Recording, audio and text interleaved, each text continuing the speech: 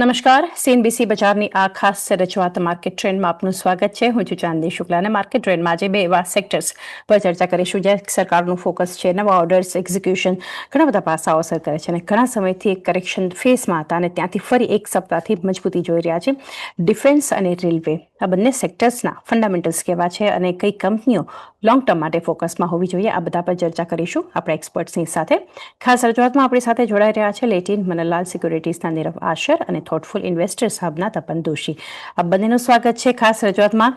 અને નીરવજી, એક શરૂઆત કરીએ ડિફેન્સની સાથે ઓવરઓલ સૌથી પહેલા, કારણ કે જે રીતે આપણે જોઈ રહ્યા છીએ કે રક્ષા મંત્રાલય તરફથી જે આપણે એક સપ્તાહ લાસ્ટ વીકમાં પણ એક સમાચાર આવતા જોઈ રહ્યા હતા, ભારતીય વાયુસેના તરફથી પ્રસ્તાવ જે આવ્યો છે ડીપીએમ હેઠળ જે છે 1 લાખ કરોડના કિંમતના ઉપકરણો માટેનું એક જે મંજૂરી મળી છે. ઘણી બધી વસ્તુઓ ડિફેન્સ માટે એક અસર આપણે જોઈ રહ્યા છે કે ખાસું એક ફરી ફોકસમાં આપણને આવતું બતાવી રહ્યું છે. બજેટ સમયથી ચર્ચાઓ પણ થતી હોય છે ડિફેન્સ માટે. લાંબા ગાળા માટે જોઈએ કઈ રીતની તક ડિફેન્સ માટે તમે જોઈ રહ્યા છો, આ સેક્ટર માટે એક વ્યૂ લઈએ, ઓવરઓલ ફંડામેન્ટલ સમજીએ. Good afternoon and thank you for the invite. આપણા માનનીય પ્રધાનમંત્રીજીનું પેટ કન્સેપ્ટ જે આપણે કહીએ છીએ કે જે એમના પેટ થીમ્સ છે કે પીએસયુ બેંક્સ છે, ડિફેન્સ એન્ડ રેલવેઝ. તો આઈ થિંક જે લાસ્ટ ફ્યુ યર્સમાં આપણે એક ધરખમ ફેરફાર જોયો છે ડિફેન્સ સેક્ટરમાં. જે ડાયનેમિક્સ છે સેક્ટરના એ કમ્પ્લીટલી બદલાઈ ચૂક્યા છે. પહેલાં ડાયરેક્ટ કોમ્બેટ થતું હતું, વોરફેર જે થતી હતી એ ડાયરેક્ટ કોમ્બેટ થતી હતી. હવે the rules of the game have changed. It is high-tech warfare અને I think totally dependent on કે તમારી સ્ટ્રેન્થ ઓફ તમારી નેવલ સ્ટ્રેન્થ કેવી છે, તમારું એરફોર્સ કેટલું સ્ટ્રોંગ છે, તમારી પાસે કઈ ક્વોલિટીના રડાર્સ છે, તમારી પાસે કઈ ક્વોલિટીના ડ્રોન્સ છે, અનમેન્ડ એરિયલ વેહિકલ્સ કેવા છે. એટલે I think the entire dynamics has changed. Direct combat warfare is out of the picture for the time being.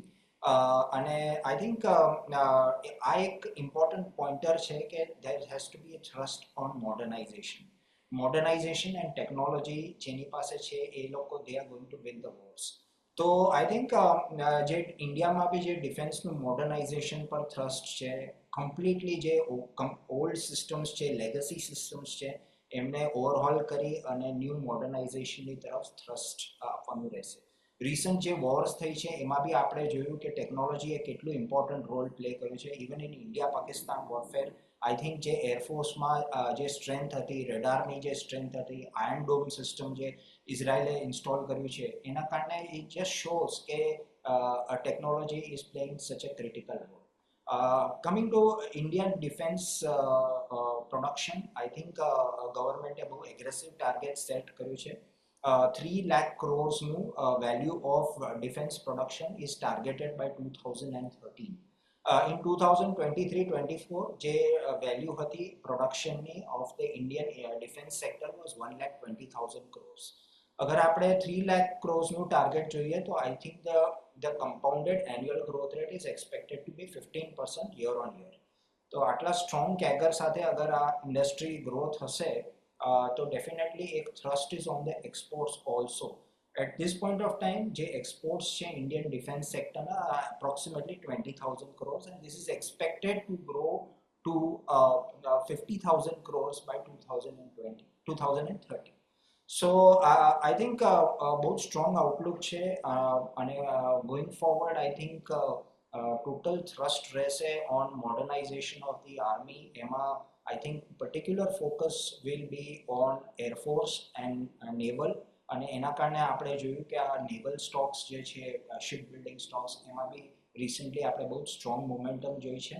અને as far as aviation is concern તો I think Hindustan Aeronautics has also done quite well. એટલે I think overall બહુ જ robust outlook છે and the need of the hour as far as the defense sector is concerned.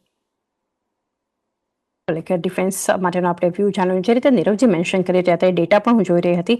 ઇન્ડિયાના defence એક્સપોર્ટની વાત કરીએ 2014માં જે 686 crore FY14 માટે જે હતું એ હવે FY25 સુધીમાં અત્યારે એપ્રોક્સ 23,622 કરોડ પર આપણને પહોંચતું બતાવી રહ્યું છે. એટલે ખાસું એક ડિમાન્ડને લઈને તપન તમે જુઓ જે આ સેક્ટરમાં એક ગ્રોઈંગ ડિમાન્ડ આપણે જોઈ રહ્યા છીએ, કોમ્પિટિટિવ એડવાન્ટેજ છે, ગવર્મેન્ટ સપોર્ટ, ઓપોર્ચ્યુનિટીઝ બધું આપણે જે જોઈ રહ્યા છીએ, ડિફેન્સને તમે એક થીમ તરીકે કઈ રીતે જોઈ રહ્યા છો? ઘણો મોટો થીમ છે અને it's like a big mega trend. જે રીતે સરે વાત કરી કે એનો કાફી એમ્ફોસિસ હવે ડિફેન્સમાં મૂકવામાં આવે છે અને રીઝન પણ છે કે જે રીતે આપણા પાકિસ્તાન, ચાઇના અને બાંગ્લાદેશ જેવા રિલેશનશિપ રહ્યા છે આટલા વર્ષોથી, તો હવે આપણે કોઈના પર ભરોસો ના કરી શકીએ. અને હવે આ મલ્ટીપોલર વર્લ્ડ થઈ ગયું છે. જે રીતે હમણાં ઈરાન અને ઇઝરાયલનું વોર થઈ, પછી રશિયા યુક્રેન ને આ બધું પણ, એટલે ડિફેન્સ એક જ એવી વસ્તુ છે જેના લીધે આપણે હવે આજે આપણે યુએસ સામે આંખોમાં આંખો નાખીને એટલે ઊભા છે કેમ કે આપણું પોતે સેલ્ફ સફિશિયન્ટ છે ડિફેન્સમાં. વર્લ્ડમાં આગળ 4 કન્ટ્રી છે, યુએસ, રશિયા, ચાઇના અને ઇન્ડિયા, જે સેલ્ફ સફિશિયન્ટ છે અને that is one of a big plus point. અને એટલે જ ગવર્મેન્ટ આના પર વધારે ફોકસ કરવા માંગે છે. 1.5 લાખ કરોડનું જે હમણાં છે એ આગળ જઈને 3 લાખ કરોડ, 2.5 લાખ કરોડનું બજેટ થશે જે ડિફેન્સમાં. અને એક્સપોર્ટ પર ઘણું મોટું ફોકસ છે. અને હવે આપણી બધી કંપનીઓ, આપણે બધી રીતે HL, BL, BDL થી માંડીને બધી કંપનીઓ ખાસું એક્સપોર્ટ પર ફોકસ કરી રહી છે અને ઇન્ડિજિનસ તો કરે છે, પ્લસ કોલોબરેશન સાથે હવે ઘણા બધા, જે તે બ્રહ્મોસ આપણી મિસાઇલ જે ઘણી ફેમસ છે, એ હવે આપણે એક્સપોર્ટ કરવાની વાતો છે. HL પાસે પણ ઘણા એક્સપોર્ટ ઓર્ડર્સ છે. પ્લસ હવે મેઇન વસ્તુ શું છે કે જે મેં લાસ્ટ ટાઈમ તમને કીધું કે બેકવર્ડ ઇન્ટિગ્રેશન પર હવે ફોકસ કરવામાં આવ્યું છે. કે કેટલા બધા જગ્યાએ આપણે જોઈએ તો, કેમ કે આપણને કોમ્પોનન્ટ્સ નહોતા મળતા એટલે આપણું સપ્લાય રોકાઈ જતું હતું.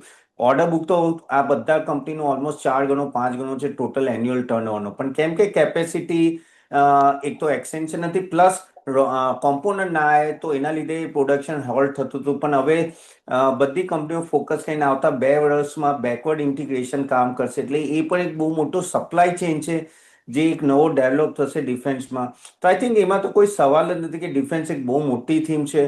બસ એક જ છે કે એઝ અ ઇન્વેસ્ટર આપણે થોડું વેલ્યુએશન પર નજર રાખતા રહેવું પડશે, કેમ કે આ બધા સ્ટોક્સના વેલ્યુએશન ઘણા હાઈ છે. ઓફકોર્સ આપણે કમ્પેર ના કરી શકીએ 3-4 વર્ષ પહેલા જેટલા હતા, પણ યસ, એઝ અ ઇન્વેસ્ટર તમારે વેલ્યુએશન જોઈને એન્ટર કરવાનું. પણ આ એક એવી થીમ છે જે આપણે મિસ ના કરાય. ખાસ કરીને એક ઓપોર્ચ્યુનિટીઝ અહીંયા તો આ થીમ પર, સેક્ટર પર આપણે બનતી જોઈ રહ્યા છે.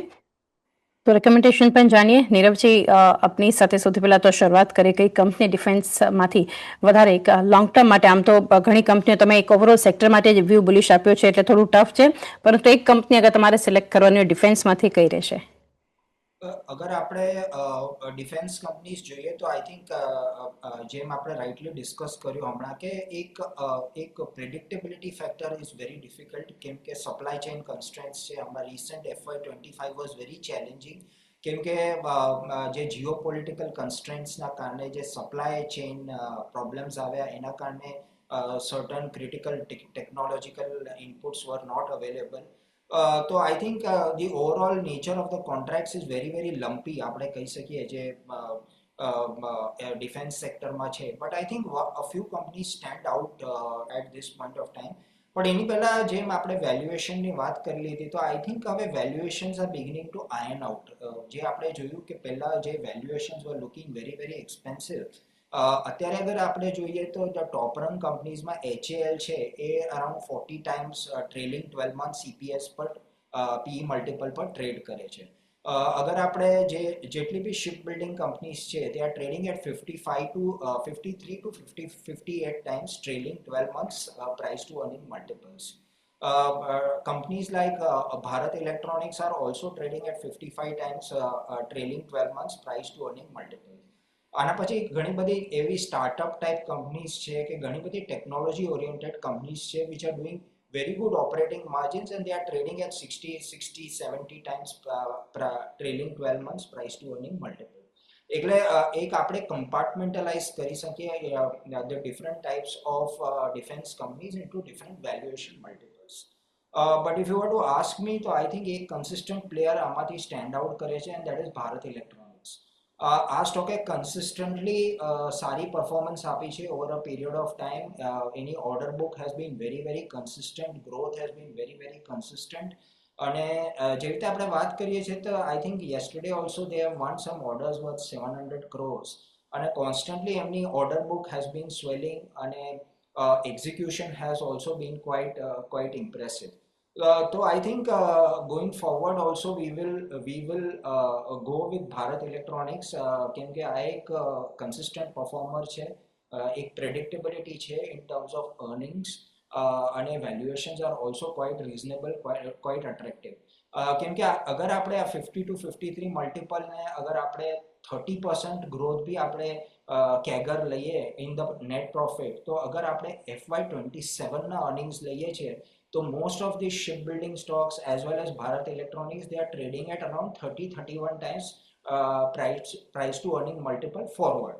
तो I think 30 times price to earning multiple forward earnings अगर FY27 ना व्यू थी लઈએ तो I don't think it is very expensive considering the fact કે defense is such an important necessity અને એક visibility છે till 2030 government નું support છે અને it is an absolute necessity in this dangerous જે આપણે geopolitical situation at this point of time face કરી રહ્યા છે.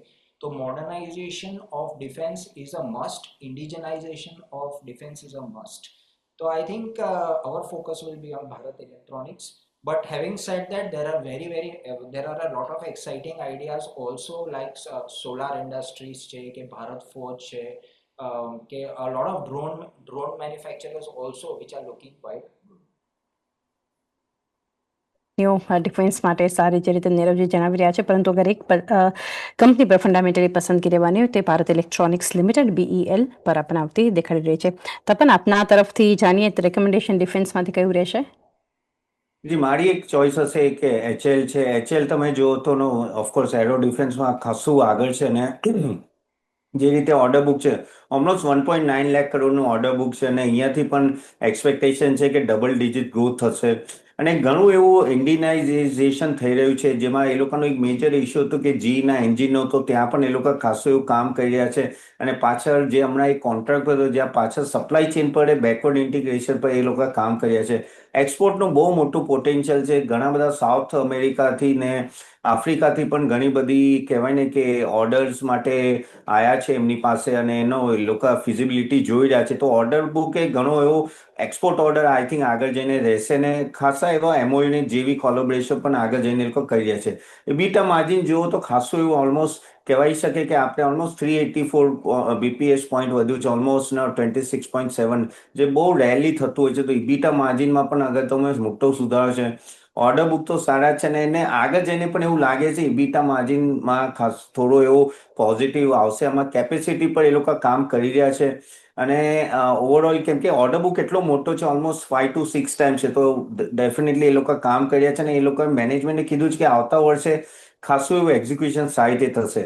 તો મારા હિસાબથી આ એક એવો સ્ટોક છે જે તમે વિચારી શકો છો લોંગ ટર્મ માટે. મારો ટાર્ગેટ હશે around 5,800 at this level, at every dip લેવલનો you can buy this stock. Okay, તો HL પર તપન તરફથી રેકમેન્ડેશન લોંગ ટર્મ માટે 5,800ના એક ટાર્ગેટ જે છે તમને અહીંયા દેખાઈ શકે છે. નીરવજી તરફથી BEL, તપન તરફથી ડિફેન્સમાં HL પર પસંદગી આવતી એક દેખાડી રહી છે. તો એ સાથે જ સમય થયો છે હાલ હવે એક બ્રેક લઈએ અને ડિફેન્સ પર આપણે ચર્ચા કરી છે અને બ્રેક બાદ આપણે ચર્ચા કરીશું રેલવે સેક્ટર પર.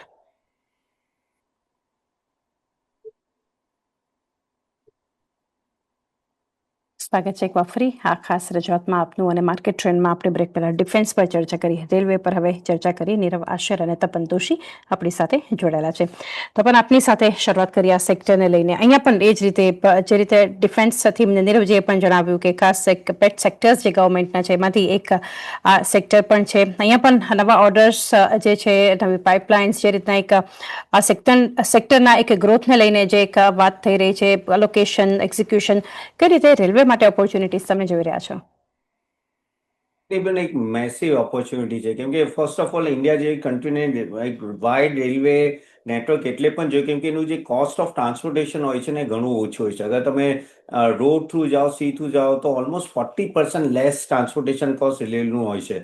એના લીધે ઘણી બધી કંપનીઓ પણ રેલવે ટ્રાન્સપોર્ટેશન પ્રિફર કરે છે કેમ કે એનો ફ્રેટ કોસ્ટ ઘણા નીચે આવી જાય અને ગવર્મેન્ટને પણ આ ખબર છે. તમે કોઈ પણ અગર મોટી ઇકોનોમીમાં જશો, અગર એને ડેવલપ થવું છે તો એ લોકોનું રેલવે નેટવર્ક ઘણું સ્ટ્રોંગ હોવું જોઈએ અને એ જ ઇન્ડિયા ડેવલપ કરી રહ્યું છે. અગર તમે જો તો ઓલમોસ્ટ 2.5 લાખ કરોડનું ઓલમોસ્ટ બજેટ એલોકેશન જે આગળ જઈને ઓલમોસ્ટ 5 થી 10% વધશે દર વર્ષે એવું લાગે છે. ઓલમોસ્ટ 200થી વધારે વંદે ભારત સ્લીપર નો ટ્રેન સેટનું ઓર્ડરો આપી રહ્યા છે અને આગળ જઈને પણ ખાસા એવા ઇન્ફ્રાસ્ટ્રક્ચર પર ફોકસ કર્યું છે. જે રીતે ઇન્ડિયન રેલવેમાં પણ અગર તમે જુઓ તો જે ફ્રેટના જે કોચીસ છે એના પર એ ઘણો બધો ફોકસ કરી રહ્યા છે ગવર્મેન્ટ. સો અમૃત ભારત સ્ટેશન સ્કીમ છે, ઓલમોસ્ટ 1300+ સ્ટેશન પર એ લોકો કામ કરવાના છે. એટલે આ કહેવાય ને કે એક આખું નેટવર્ક ઊભું થઈ રહ્યું છે ને એમાં એક ઘણા બધા વેન્ડર્સ છે ને એ બધાને ફાયદો થશે at the end of the day. કેમ કે ફ્રેટ કોરિડોર જે હવે ડેવલપ કર્યા છે પણ ઘણા મેસિવ ફ્રેટ કોરિડોર છે. એના લીધે શું થાય કે ટ્રાન્સપોર્ટેશન અને ખાસ કરીને ફ્રેટ કેરી ગુડ્સનો એકદમ ફાસ્ટ થઈ શકે છે. એના લીધે તમારા ફ્રેટ ઘણા નીચે પણ આવી જાય છે. તો ત્યાં પણ એક ઘણી મોટી વિઝિબિલિટી છે અને કેપેક્સની પણ બહુ વિઝિબિલિટી છે. તો આઈ થિંક આ એઝ અ સેક્ટર આ પણ એક મોટો સેક્ટર છે જે આવતા 5-10 વર્ષ ખાસો ડેવલપ થશે. અગર આપણે કહી રહ્યા કે ફોર્થ લાર્જેસ્ટ ઇકોનોમીથી થર્ડ લાર્જેસ્ટ ઇકોનોમી જવું છે તેમાં રેલવેનો પણ બહુ મોટો ભાગ હશે. તો ઓફકોર્સ આ સેક્ટરમાં પણ વેલ્યુએશન જોઈને પણ યસ આ સેક્ટરમાં પણ ઇન્વેસ્ટ કરવું જોઈએ. આ સેક્ટર માટે પણ એક રોકાણની તક ખાસ કરીને એક બનતી દેખાડી રહી છે. કંપની પર આપણે ચર્ચા કરીશું, સિલેક્શન જાણીએ એ પહેલા નીરવજી સેક્ટર માટે વ્યૂ લઈ લઈએ. રેલવે એઝ અ સ્પેસ આપ કઈ રીતે જોઈ રહ્યા છો? વેલ આઈ થિંક એક જ્યારે પહેલા a few years back આપણે બે બજેટ આવતા હતા. પહેલા એક રેલવે બજેટ આવતું હતું અને પછી એક યુનિયન બજેટ આવતું હતું. તો I think this itself shows કે railways is so important for the Indian economy. હવે ઓફકોર્સ બધું મર્જ થઈ ગયું છે but I think railways has always been very very important as far as Indian economy is concerned, one of the biggest employers in the country. અને as we rightly discussed just now કે modernisation પર thrust is very necessary. કેમ કે ગવર્મેન્ટનું view છે કે the ફ્રેટનું જે share છે that should increase to 45% in the next few years as far as railways is concerned. આ બધું ક્યારે થશે? જ્યારે રેલવેઝની સ્પીડ વધશે. તો I think the dedicated freight corridor જે છે જેમાં એક freight trains move on a separate corridor altogether. So when the freight trains are moving on a separate corridor altogether, so any speed will be more, efficiency will be more, and the productivity will be more. At the same time, passenger trains માં જે modernization આવી રહ્યું છે એમાં no doubt I think Vande Bharat trains છે અને a whole host of other things which are being planned, increasing the speed of the railways, average speed વધારવાની. અને એના માટે railway safety becomes very important. કેમ કે જ્યારે તમારી speeds are your trains are running at very high speeds તો કોલિઝનનું જે ડર રહે છે એના લીધે ગવર્મેન્ટે કવચ જે છે એના ઉપર ખૂબ જ થ્રસ્ટ આપ્યું છે. અને a lot of companies are competing for the Kavach also, that is the anti-collision device. So I think there are a lot of interesting plays which can be considered. So I think apart from railways na to je names che they are not everybody, but I think Kavach ma there are a lot of interesting plays. તો Kernex Microsystem છે અને એક company which has done exceptionally well, HBL Engineering Systems. અને હવે કોન્કોર્ડ control કરીને એક company છે, એમને બી હમણાં recently they won an order for Kavach. So I think a lot of people are participating in this Kavach thing, and I think governmentનું focus is very very high as far as railways is concerned. Electrification છે, broadening of the gauge છે, ઘણા બધા areas છે જ્યાં station upgrades છે, lot of places where improvement can be done. અને ગવર્મેન્ટે આઉટલે બી વધાર્યું છે. I think in 2026 government is planning to spend about 2.5 lakh crores. So I think going forward it's going to increase, and I think these two sectors are going to shine. I think defense and railways. Overall જોઈ રહ્યા છે એક railway sector માટે પણ એક સારી તક આવનારા સમયમાં લાંબા ગાળા માટે. તો રેકમેન્ડેશન પણ જાણીએ. તપન, આપની સાથે શરૂઆત કરી કે કઈ એક કંપની હશે રેલવેમાંથી જે લોંગ ટર્મ માટે તમે પોર્ટફોલિયોમાં સમાવેશ કરવા માટે અહીંથી સલાહ આપશો?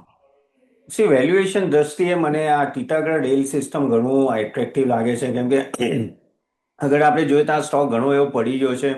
ઓલરેડી વંદે ભારતના બહુ મોટા મોટા ઓર્ડર્સ છે અને વેગન્સ ડિલિવરીઝ ને હવે એ બધું રિકવર થશે. કેમ કે લાસ્ટ ક્વાર્ટરમાં તમે જો તો એમને પ્રોબ્લેમ થયો હતો, વ્હીલ સેટના ઇશ્યુઝ હતા સપ્લાય સાઇડ. એના લીધે ખાસું એવું ઓર્ડર એક્ઝિક્યુશન નહોતું થયું, પણ હવે નવા ઓર્ડર ઓલમોસ્ટ 2400 કરોડના છે અને ઓર્ડર બુક ઓલમોસ્ટ 2600 કરોડની આજુબાજુ છે. અગર તમે જુઓ તો આગળ જઈને વંદે ભારત, મેટ્રો ને એ બધાના કોન્ટ્રાક્ટ્સ પણ મોટા મળવાના છે. ઓફકોર્સ પેસેન્જર રેલ સેગમેન્ટ હવે ધીરે ધીરે જે વધી રહ્યું છે એમાં પણ આ કંપનીને ડાયરેક્ટ ફાયદો થશે. સો વ્હીલ સેટના જેવા ઇસ્યુ આજે રિઝોલ્વ થાય તો મને લાગે છે આ ક્વાર્ટર ને નેક્સ્ટ ક્વાર્ટરથી આઈ થિંક એના પણ આનો રિઝલ્ટ કમ્પેરેટિવલી ઘણા સારા આવશે. અને આગળ જઈને પણ જે રીતે ઓર્ડર્સ મળી રહ્યા છે ગવર્મેન્ટ, એટલે એમ વાંધો નથી, બસ એક કેપેસિટી એ લોકો વધારી રહ્યા છે અને બેકવર્ડ ઇન્ટિગ્રેશન પર એ લોકો ખાસું એવું કામ કરી રહ્યા છે, ઘણા બધા કોમ્પોનન્ટ્સ પર. અને ઓલમોસ્ટ એ લોકો ટાર્ગેટ કરી રહ્યા છે કે 1500 વેગન્સ પર મંથ કેપેસિટી એ લોકો ડેવલપ કરી લે. તો આ બધું જોઈને એવું લાગે છે કે કેમ કે આ વેલ્યુએશન દ્રષ્ટિએ મને ખાસું એટ્રેક્ટિવ લાગે છે, એટલે કોઈને લોંગ ટર્મ જોવું હોય તો અહીંયાથી સારો એવો નો મને લાગે છે કે જમ્પ મળી શકે છે. ને મારો આ સ્ટોકમાં ઓલમોસ્ટ 1050નો ટાર્ગેટ રહેશે વર્ષનું. 1050ના એક વર્ષ માટેનો ટાર્ગેટ ટીટાગઢ રેલ સિસ્ટમ્સ પર એક રેકમેન્ડેશન આ સ્પેસમાંથી તપન તરફથી. નીરવજી, આપની પાસેથી જાણીએ રેલવે સ્પેસમાંથી company. Well, I think we have to combine a few things together. એટલે I think જેમ આપણે કહીએ છીએ કે data is the new oil, તો I think telecom becomes very important. અને ટેલિકોમ અને રેલને મર્જ કરીએ તો we get રેલટેલ. તો આઈ થિંક જે રેલવેઝના ગ્રોથમાં આઈ થિંક ડેટા છે કે ઓપ્ટિક ફાઇબર છે, I think they can play a very important role. કેમ કે આખું સિગ્નલિંગ સિસ્ટમ છે કે આઈ થિંક જે data which is used by the normal people, data which is used for doing the reservations, etc. So I think there's a lot of scope for telecom, and there's एक role છે જે telecom can play a very very constructive role in lifting the railways to the next level. એટલે I think RailTel is one company જે ખૂબ જ constructive કામ કરી રહ્યું છે on the telecom side. Optic fibre અને હાઈ ક્વોલિટી ડેટા અને ટ્રાન્સમિટ કરવાનો. તો I think valuations wise also it is looking quite attractive. Rest of the companies of course એ સારું કામ જ કરી રહી છે. ઘણા બધા વેગન મેન્યુફેક્ચરર્સ છે જે વી રાઇટલી ડિસ્કસ્ડ. ઘણી બધી કંપનીઝ છે જે ઇલેક્ટ્રિફિકેશનમાં કામ કરી રહી છે, કવચમાં કામ કરી રહી છે. But I think I'll go with Railtel, કેમ કે I think it is providing a very big backbone support to the Indian Railways. મત એક પસંદગી આપણે જોઈ રહ્યા છીએ અહીંયાથી, ખાસ કરીને સ્પેસમાંથી નીરવજી તરફથી.